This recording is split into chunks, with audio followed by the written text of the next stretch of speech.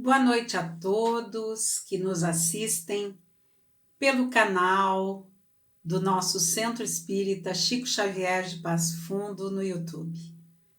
Nessa noite estaremos trabalhando com todos vocês em comum sintonia de paz, de amor e de luz, uma atividade referente ao mês de dezembro dedicado a Jesus, quando escolhemos falar sobre as perguntas de Jesus, caracterizada e materializada pelo nosso irmão Felipe Trúculo Mascarenhas, que é um companheiro de doutrina espírita ligado ao Centro Espírita Leon Denis, em Porto Alegre, Rio Grande do Sul, que nos oferece esta bela obra que a editora da nossa Federação Espírita do Rio Grande do Sul publicou este ano. As perguntas de Jesus serão distribuídas em 3 dias diferentes das nossas doutrinárias.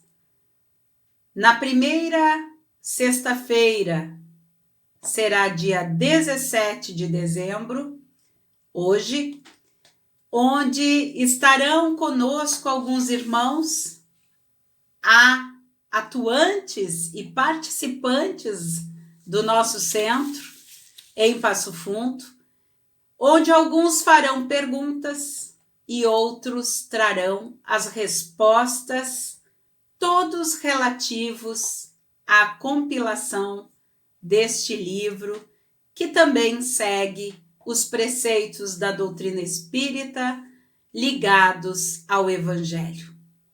Então é com muito prazer que faremos essa divulgação de toda essa temática sobre as palavras que Jesus nos trouxe, aliadas a algumas perguntas. Estaremos, então, trabalhando as perguntas no Evangelho, que será do número 1 ao número 10, e as perguntas que estão ligadas no Boa Nova, que seria da 11ª até a 15ª. Distribuídos, então, como eu disse inicialmente, em 3 momentos. Hoje, dia 17, estamos começando esta nova temática e nova modalidade de trazer as palavras de Jesus compiladas em perguntas. Espero que gostem. Dia 24, dia do nascimento oficial de Jesus, estamos trazendo o segundo grupo, que também trarão as demais perguntas. 5 perguntas no primeiro dia. Dia 24, mais 5 perguntas e um outro grupo de irmãos estarão participando desta modalidade. E encerramos o mês de Jesus, mas nunca esquecendo de que Jesus sempre é e está conosco em nossas falas, mas divulgando em especial essa bela obra do Felipe, estaremos encerrando essa modalidade de 3 semanas de palestras ligadas às perguntas de Jesus do livro de Felipe, no dia 31 de dezembro. Então é com muita alegria que estamos trazendo essa nova modalidade. Amigos e companheiros do nosso centro, alguns que nunca participam do visual oficial, ligado ao nosso canal, estarão conosco, fazendo alguma pergunta. Um outro irmão ou irmã estarão trazendo a resposta. Esperamos que todos gostem e, com certeza, falar de Jesus é falar de amor. Então vamos fazer a nossa prece. Assim, vamos nos colocando em sintonia com os bondosos guias de luz, para acolhermos os fluidos de amor e de bondade que já nos envolvem, que já nos acolhem e que já nos emocionam. Que Jesus, que reunido conosco nesta noite está, possa orientar as nossas mentes e corações na alegria e na fraternidade da partilha dos dons do amor. Amigo Jesus, bondosos guias, companheiros, nossos protetores, nossos guardiões, anjos da guarda, vos pedimos o amparo, que nos envolvam, nos iluminem, nos fortaleçam e que as bênçãos de tua luz, Senhor, sejam tão expressas que possamos transferir através de nossa mente, corações, atitudes e palavras os teus gestos de bondade a todos quanto pudermos, do mais simples ao mais complexo meio de vida. Que a tua paz e o teu amor sejam a nossa bandeira principal nessa grandiosidade que é ter a tua luz conosco. Que a paz do Divino Amigo possa renascer em nossos corações na certeza de que o nascimento de Cristo se faz todo instante aquele que crê. Com muita paz, com muita luz, damos início à doutrinária da noite de hoje. Que assim seja. Qual o teu nome? Essa pergunta é extraída de uma passagem de Marcos, capítulo 5, versículo 9, onde conta que quando Cristo desce de um barco na região dos Gerazenos, um homem vem em sua direção. Porém, era um homem perdido, um homem agressivo, violento, e que ele era contido, amarrado a correntes das quais ele quebrava, ele desmanchava, prendia os pés, prendia as mãos, e ele se soltava e se debatia entre as pedras, e como diz na passagem de Marcos, quando viu Jesus de longe, correu e o reverenciou, e gritando com grande voz diz: "O que queres de mim, Jesus, Filho do Deus Altíssimo? Conjuro-te por Deus, não me atormentes." Pois Cristo lhe dizia: "Espírito impuro, sai do homem." E perguntava-lhe: "Qual o teu nome?" E ele lhe diz: "Legião. Legião é o meu nome, porque somos muitos." Não nos damos conta, mas em nossas vidas, muitas vezes somos perguntados: quem somos? Qual é o seu nome? E o que é que respondemos? Meu nome é César.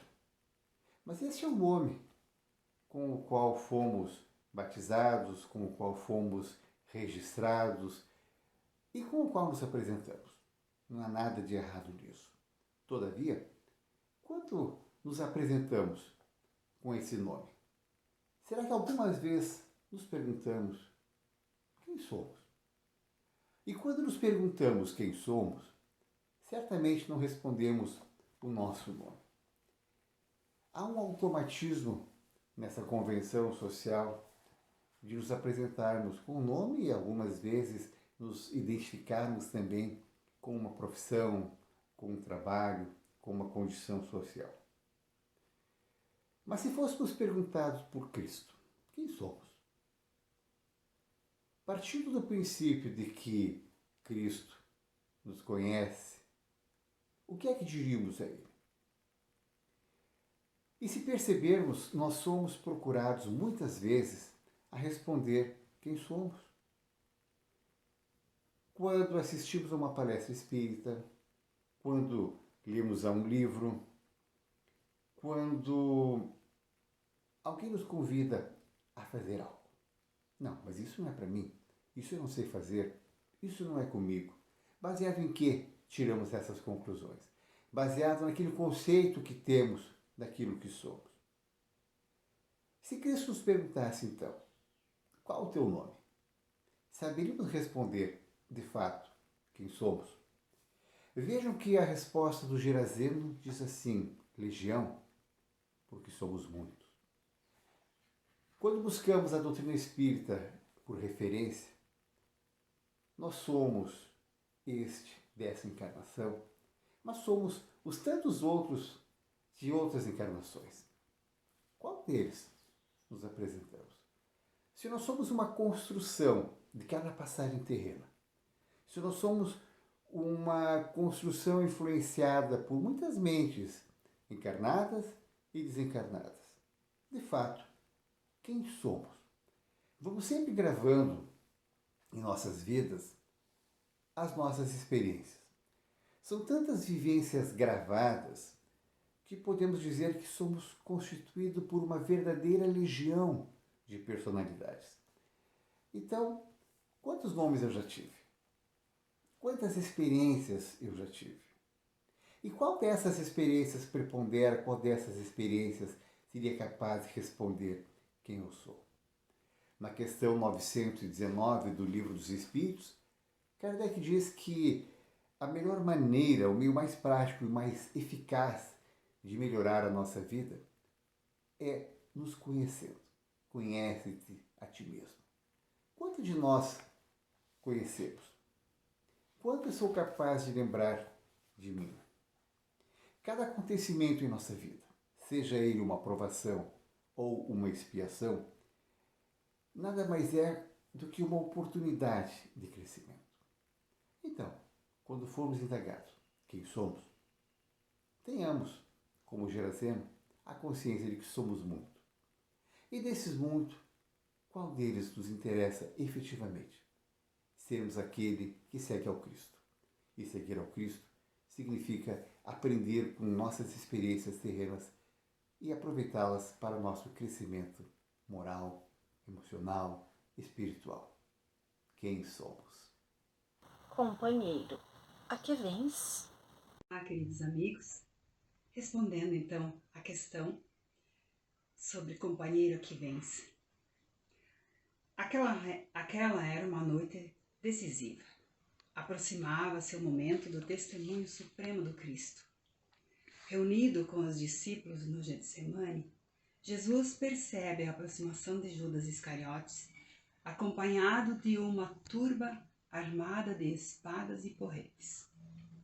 Poucos dias antes, enquanto caminhava pelas ruas de Jerusalém, após a efusiva recepção do povo, balançando os ramos ao vento, o mestre Galileu era seguido por 2 de seus discípulos.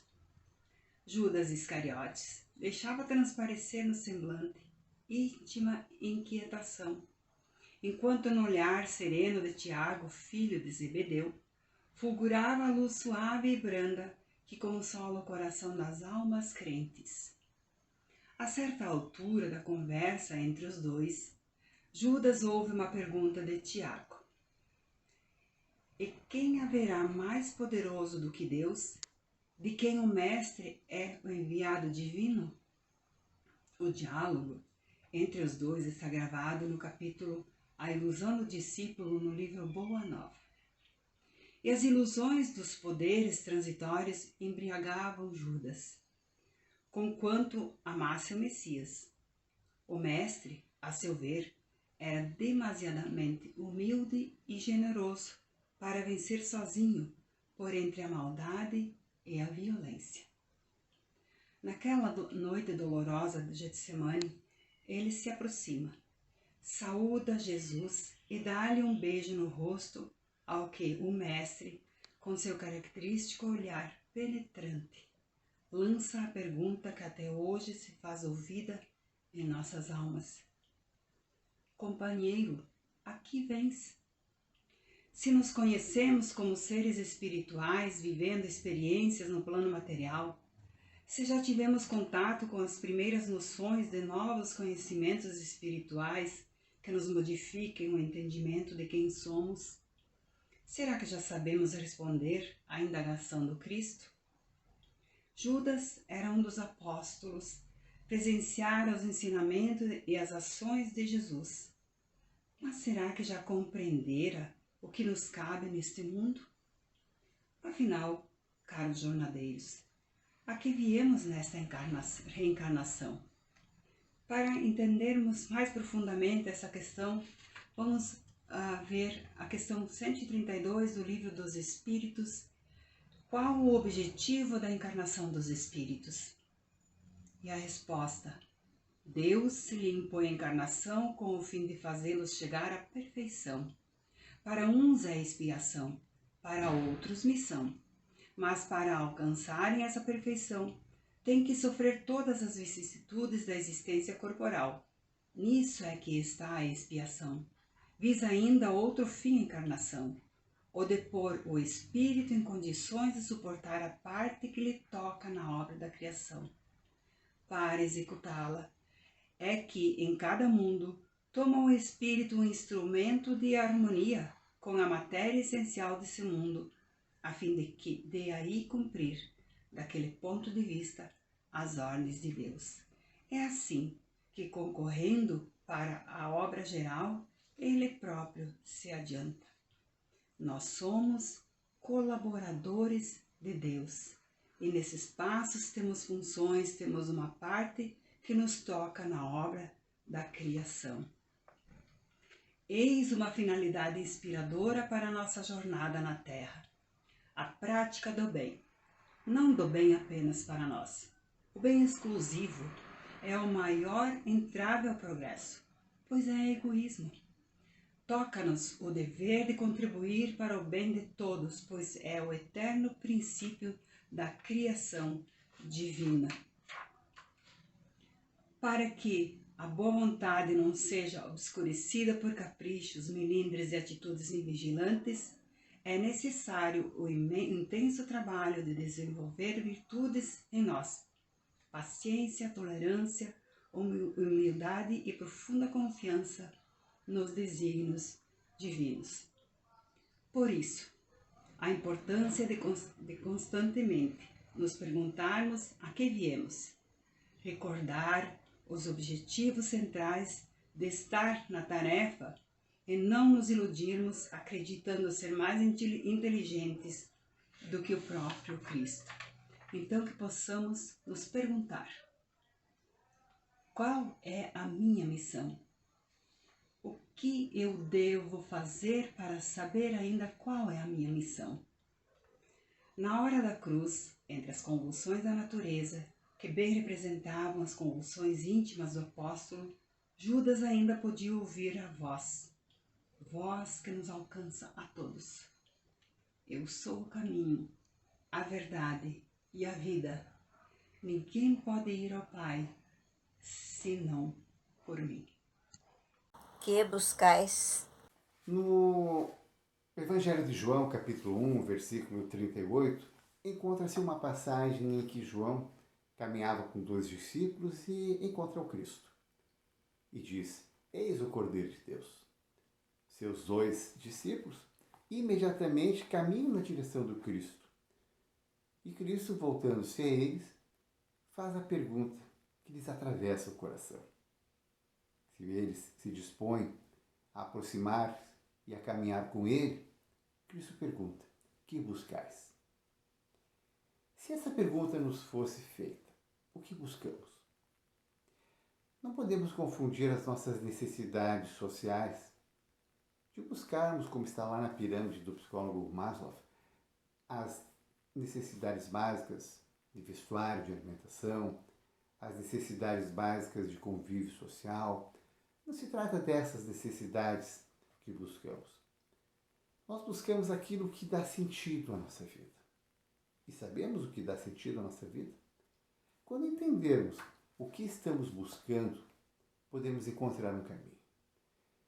Eu gosto muito do filósofo Sêneca, é contemporâneo à época de Cristo. A frase dele é dita de várias formas hoje, com várias interpretações, mas a essência diz que um barco que não sabe para onde vai, nem o vento lhe é favorável. E quantas vezes temos Há situações a nosso favor e não sabemos aproveitá-las, não sabemos para onde ir. Então, na obra Boa Nova, de Humberto de Campos, há uma descrição de João Batista. Uma descrição muito forte, porque diz que João é o primeiro sinal do cristão ativo. Que João estava em guerra consigo mesmo, com as suas próprias imperfeições. João estava em guerra com o seu mundo interior, porque ele buscava estabelecer em si o santuário da sua realização com Cristo. Quantos conflitos temos, quantas vezes brigamos conosco por querermos algo e ficarmos naquele conflito? Até que ponto isso nos interessa? Até que ponto, de fato, o que queremos é o que responde à pergunta o que buscamos? E quando tentamos responder o que buscamos, nós podemos lembrar de Emmanuel, que diz que a vida é um somatório de experiências. A cada nova experiência corporal, adquirimos novos conhecimentos. E essas aquisições de valores nos conectam ao Cristo. Que valores estamos juntando, colhendo em nossa passagem terrena? Será que de fato são valores? E esses valores nos aproximam do Cristo? Será que sabemos o que estamos buscando? Então, Emmanuel nos diz que sem a compreensão de Jesus em nosso íntimo, associado aos atos de cada dia, sem compreendermos de fato a que viemos, não conseguiremos entender o que buscamos. E vejam que buscamos na atividade no movimento espírita, buscamos nosso convívio com a família, buscamos nosso convívio social, mas buscamos o quê? Vejo que se pudermos fazer uma breve regressão do que vimos até agora, se tivermos condições de responder qual é o nosso nome, se tivermos condições de entender ao que viemos, nós poderemos então estar no caminho do que buscamos. E o que buscamos talvez nós já sabemos. O que buscamos pode ser encontrado em nosso silêncio interior. O que buscamos pode estar na prece, no estudo da doutrina espírita, pode estar na meditação, pode estar na busca do entendimento e da compreensão do Evangelho. E muito mais do que a compreensão, na prática do Evangelho. Então vamos encontrar em Emmanuel a seguinte orientação. Escuta no íntimo, em cada lance das próprias atividades, a palavra do condutor divino. Escute aquilo que te convoca. Há uma coerência entre o ideal e o esforço. Há uma coerência entre aquilo que tu promete e aquilo que tu realiza. Que resposta poderíamos fornecer ao Senhor? Quem segue o Cristo deve viver o apostolado.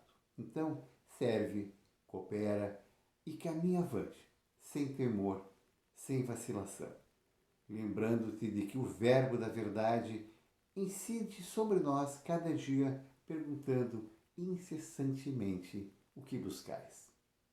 Que possamos dar essa resposta. Buscamos o amor, buscamos seguir ao Cristo. Quantos pães tendes? O que ofereço? Continuando então com o nosso trabalho, respondendo às questões. Quantos pães tendes e o que ofereço? Aqueles eram dias como os de hoje. As turbas se aproximavam de Jesus em busca de diferentes objetivos. Uns buscavam a cura das chagas do corpo, outros das dores da alma. Muitos procuravam o Mestre para causar intrigas, mas havia os famintos do corpo e do espírito.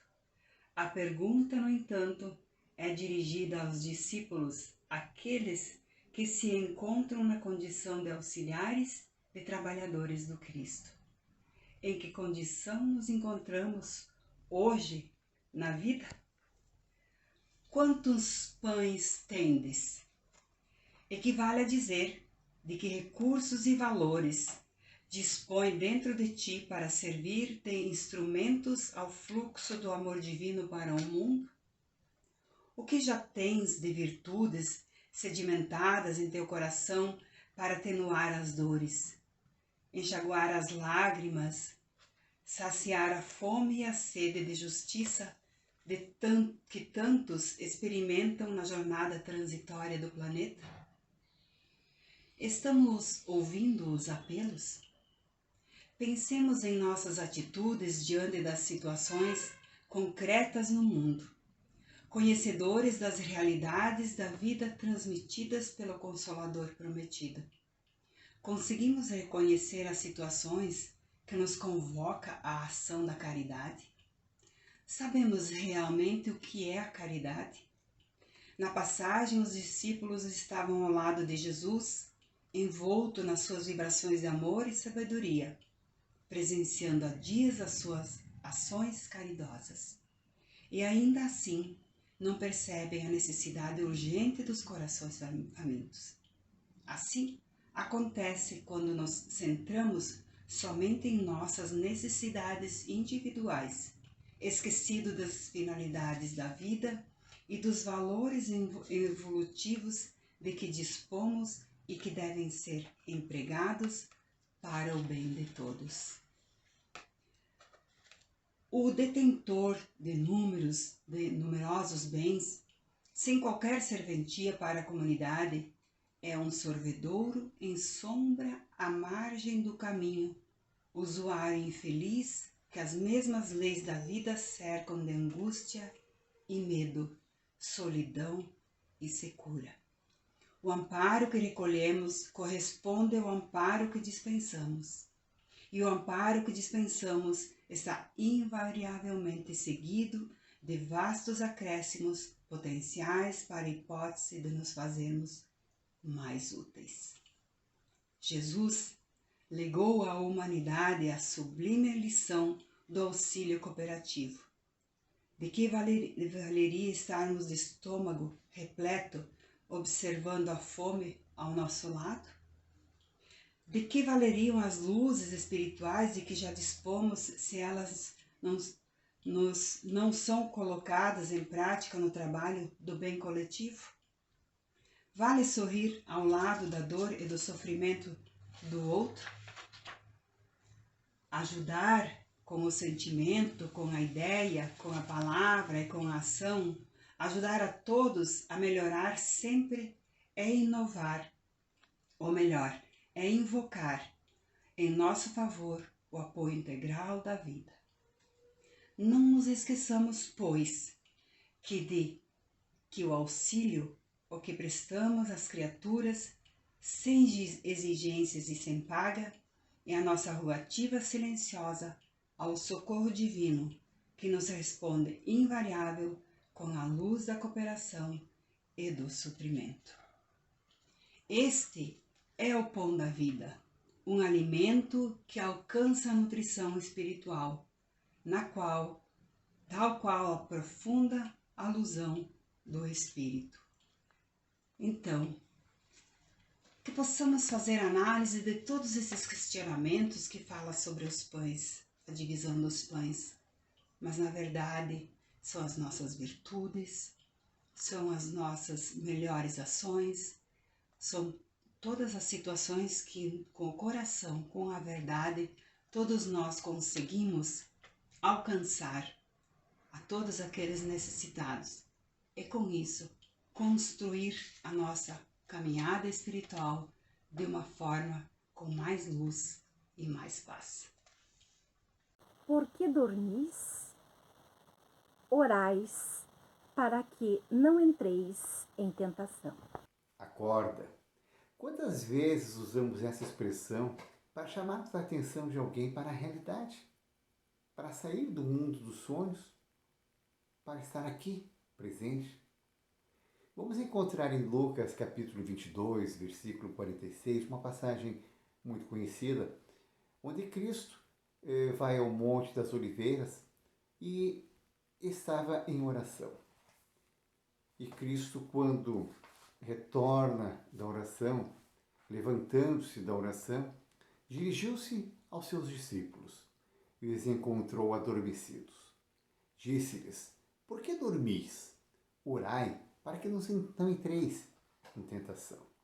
Daí que é muito usado no meio espírita, orai e vigiai.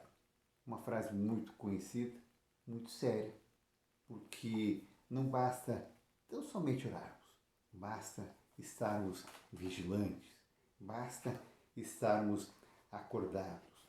Então, os ensinamentos de Cristo nos mostram o momento que estagiamos nessa vida. A nossa compreensão da realidade se dá de acordo com o nosso crescimento, com o estágio espiritual em que nos encontramos. Nessa passagem de Lucas, aquilo que Cristo chama a atenção para que acordem não se aplica tão somente ao fato de que os seus discípulos deveriam estar despertos. Nos chama a atenção para aqueles que ouvem falar das lições de Cristo, mas não estão acordados para seguir os seus passos. E estar acordado é estar na condição de fato, seguir o Mestre. É estar vigilante com suas orações. Nós encontramos na doutrina espírita muitas e muitas oportunidades de estudo, como essa. Assistirmos a um vídeo, ouvirmos a mensagem que a doutrina está passando, mas como colocamos isso em prática? Há muitos momentos de provação, há muitos momentos de expiação em nossa vida. E são justamente nesses momentos em que os ensinamentos cristãos devem estar melhor aplicados, devem estar melhor sintonizados para a nossa jornada. Emmanuel comenta que nos ensinos fundamentais de Jesus é imperioso evitar as situações acomodatícias em detrimento das atividades do bem.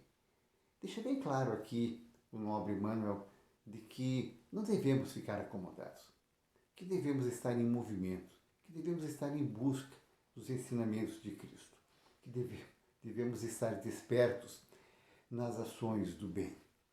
E estarmos despertos nas ações do bem significa aceitarmos o convite de Cristo e passarmos pelo mundo acordados quanto à nossa responsabilidade como espírito imortal e trabalhador de Cristo. E essas oportunidades que a vida nos dá devem ser avaliadas a cada momento. Mas, como dizíamos, é o nosso crescimento, é a nossa compreensão que nos propiciará as melhores escolhas. E vivemos em uma época em que somos chamados a muitas distrações. Como diz aqui o Felipe Mascarenhas nessa orientação desse estudo, estamos num momento em que somos levados a muitas distrações. Nós ficamos observando as vidas alheias nas redes sociais e muitas vezes deixando de olhar para a nossa própria vida, ou muitas vezes até mesmo olhando a nossa vida de forma distorcida. Então somos chamados a refletir, a pensarmos se de fato estamos seguindo os ensinamentos de Cristo, se estamos despertos. E se fôssemos perguntados por que dormis, possamos ter apenas a resposta de aquele sono por uma necessidade fisiológica, aquele sono para descansarmos um pouco, mas não dormirmos as oportunidades da vida, aqueles momentos que Cristo nos propicia e que às vezes nem nos damos conta porque justamente não estamos despertos. Cada lição do Cristo é para ser aplicada em todas as áreas de nossa vida. É hora de estarmos despertos, é hora de estarmos acordados para a verdadeira intenção, para a verdadeira ação cristã. Estarmos acordados para a vida. Então, para encerrarmos essa tarefa desta noite, onde nos colocamos num trabalho da Seara do Cristo em trazer os esclarecimentos de seus ensinamentos através de perguntas e respostas. Que possamos todos nós fazer uma análise profunda das nossas vivências, do nosso dia a dia, para que possamos, então, nos sentir cada dia melhores, com mais saúde mental emocional e espiritual. Nesse momento, então, vos convido para encerrarmos esse trabalho, fazendo uma prece de gratidão ao nosso Pai Maior, ao Mestre Jesus, pelas condições que eles nos dão de poder habitar esse planeta e assim buscar sempre pelo melhor da nossa evolução. Que essas orações e essas vibrações maiores ecoem pelo planeta todo, pelo universo, e que chegue em cada coração necessitado de luz, de paz e de serenidade. Que a gratidão das profundezas da nossa alma se transforme em gotas de amor e de sabedoria. Obrigado, Senhor, que assim seja.